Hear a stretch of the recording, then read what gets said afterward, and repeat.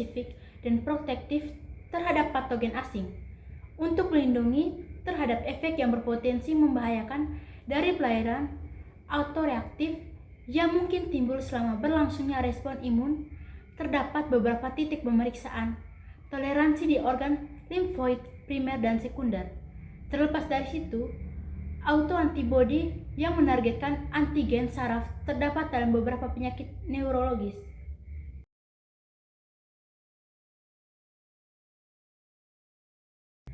Fungsi sistem pertahanan tubuh. Yang pertama, mempertahankan tubuh dari patogen invasif atau dapat masuk ke dalam sel inang. Yang kedua, melindungi tubuh terhadap suatu agen dari lingkungan eksternal yang berasal dari tumbuhan, hewan, serta zat kimia. Yang ketiga, menyingkirkan sel-sel yang sudah rusak akibat suatu penyakit atau cedera. Yang keempat, mengenali dan menghancurkan sel abnormal.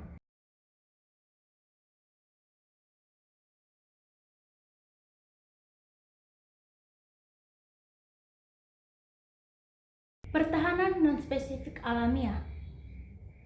Imunitas bawaan sejak lahir berupa komponen normal tubuh yang selalu ditemukan pada individu sehat dan siap untuk mencegah serta menyingkirkan dengan cepat antigen yang masuk ke dalam tubuh. Disebut non-spesifik karena tidak ditunjukkan untuk melawan antigen tertentu, tetapi dapat memberikan respon langsung terhadap berbagai antigen untuk melindungi tubuh. Jumlah komponennya dapat meningkat akibat infeksi, misalnya jumlah sel darah putih.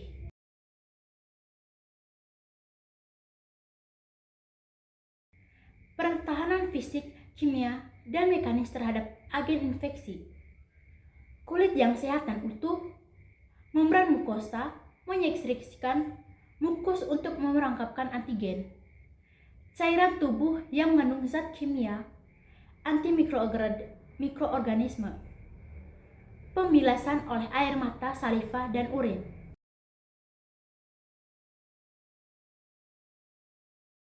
Fagositosis, garis pertahanan kedua bagi tubuh terhadap agen infeksi.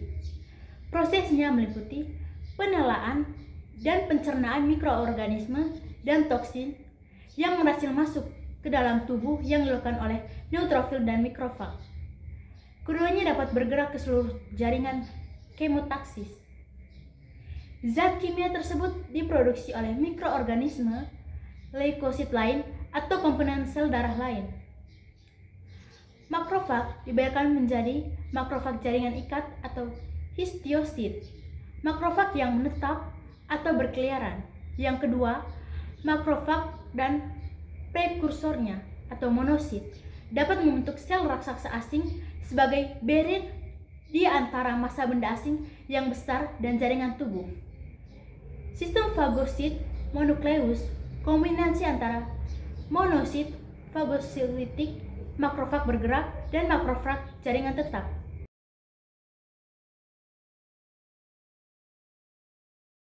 Inflamasi atau peradangan. Reaksi lokal jaringan terhadap infeksi atau cedera disebabkan oleh terbakar toksin, produk bakteri, gigitan serangga, dan pukulan keras. Dapat bersifat akut atau jangka pendek dan kronik atau jangka panjang. Tanda-tanda lokal respon inflamasi seperti kemerahan, panas, nyeri, kehilangan fungsi. Efek inflamasi, demam akibat produksi leukosit meningkat. Tujuan dari inflamasi membawa fagosit dan protein plasma ke jaringan yang terinfeksi atau rusak untuk mengisolasi, menghancurkan, dan menonaktifkan agen penyerang.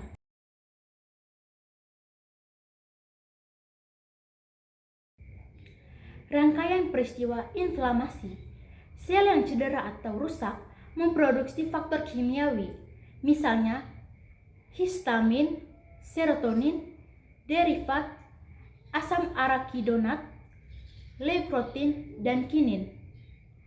Faktor kimiawi tersebut menyebabkan vasodilatasi, meningkatkan aliran dan volume darah, serta meningkatnya permeabilitas kapiler, sehingga terjadi pendarahan dan edema. Pembatasan area cedera terjadi akibat terlepasnya fibrinogen dari plasma ke jaringan, lalu fibrinogen berubah menjadi fibrin.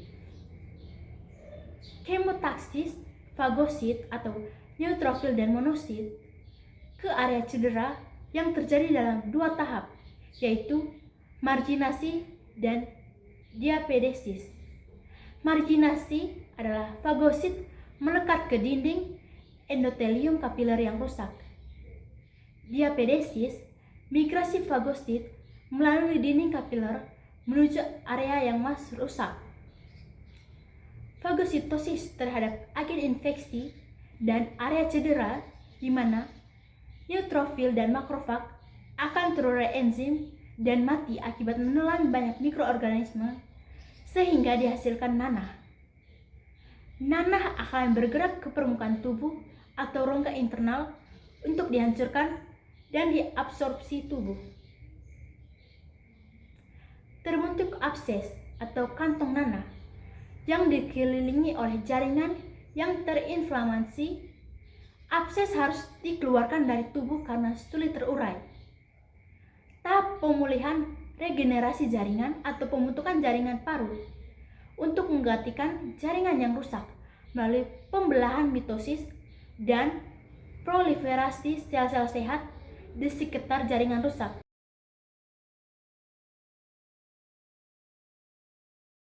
Zat antimikroorganisme yang spesifik yang diproduksi oleh tubuh. Yang pertama, interferon. Protein antivirus yang dapat disintesis oleh sebagian besar sel tubuh sebagai respon terhadap infeksi virus, stimulasi imunitas, dan stimulan kimia. Interferon berfungsi untuk menghalangi multiplikasi dari virus. Yang kedua, komplemen. Beberapa jenis protein plasma yang tidak aktif tetapi dapat diaktifkan oleh berbagai bahan dari antigen seperti lipopolisakarida, bakteri. Aktivitas komplemen bertujuan untuk menghancurkan mikroorganisme atau antigen asing, tetapi terkadang menimbulkan kerusakan jaringan tubuh sendiri.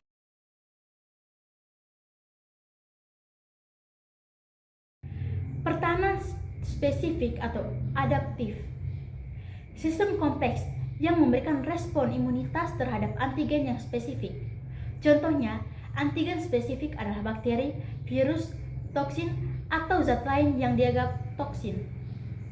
Pertahanan spesifik mampu mengenal benda asing bagi dirinya dan memiliki memori terhadap kontak sebelumnya dengan suatu agen tertentu.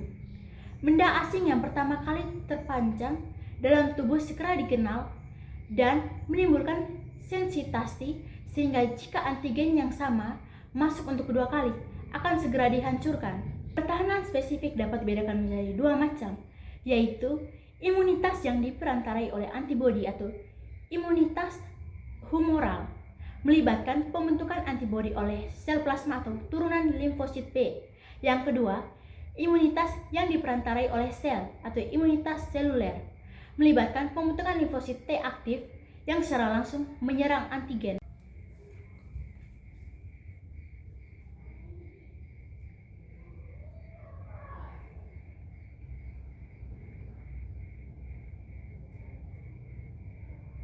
Pertahanan spesifik dapat dibedakan menjadi dua macam, yaitu imunitas yang diperantarai oleh antibodi atau imunitas humoral, melibatkan pembentukan antibodi oleh sel plasma atau turunan limfosit B. Yang kedua, imunitas yang diperantarai oleh sel atau imunitas seluler, melibatkan pembentukan limfosit T aktif yang secara langsung menyerang antigen.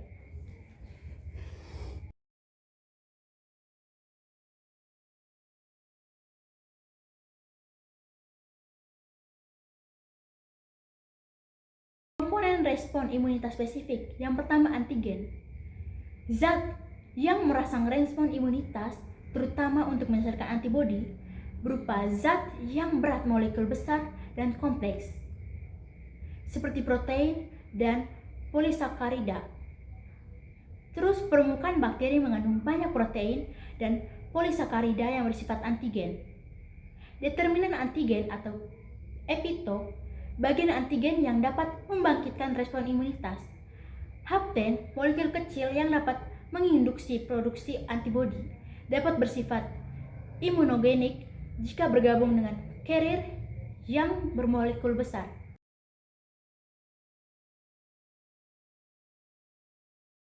Antibodi, protein laut yang dihasilkan oleh sistem imunitas sebagai respon terhadap keberadaan suatu antigen dan akan bereaksi dengan antigen tersebut.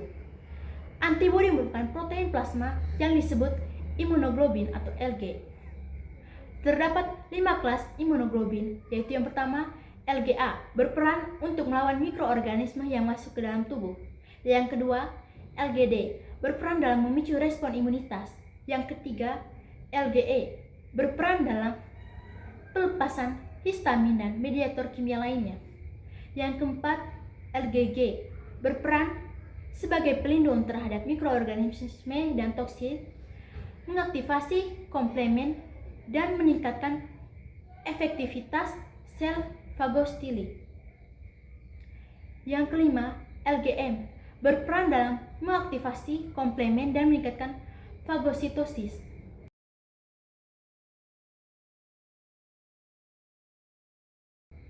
Struktur antibodi berbentuk seperti huruf Y dan terdiri atas 2 rantai berat dan 2 rantai ringan yang dihubungkan dengan jembatan disulfida.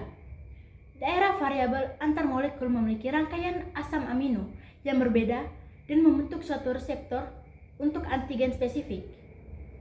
Daerah konstan menstabilkan sisi pengikat antigen.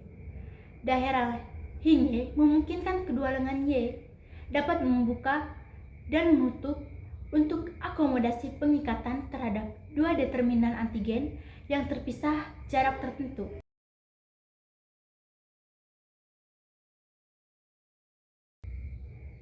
Interaksi antibodi dan antigen. Antibodi memiliki sisi pengikat antigen pada daerah variabel dan antigen memiliki sisi penghubung determinan antigen. Kedua sisi itu akan memberikan dan membentuk kompleks antigen dan antibodi, memungkinkan inaktivitas antigen dan menandai sel atau molekul asing agar dicerna oleh fagosit atau sistem komplement protein. Mekanisme pengikatan antibodi ke antigen, yang pertama itu ada fiksasi komplement, aktivitas sistem komplement oleh kompleks antigen antibodi. Yang kedua, netralisasi terjadi jika antibodi menutup situs determinan antigen sehingga antigen menjadi tidak berbahaya dan sel fagosit dapat mencerna antigen tersebut. Yang ketiga ada aglutinasi atau pengumpulan. Terjadi jika antigen berupa materi partikel seperti bakteri atau sel darah merah. Yang keempat, presipitasi atau pengendapan. Pengikatan silang molekul-molekul antigen yang terlarut dalam cairan tubuh setelah diendapkan antigen akan dikeluarkan dan dibuang melalui fagositosis.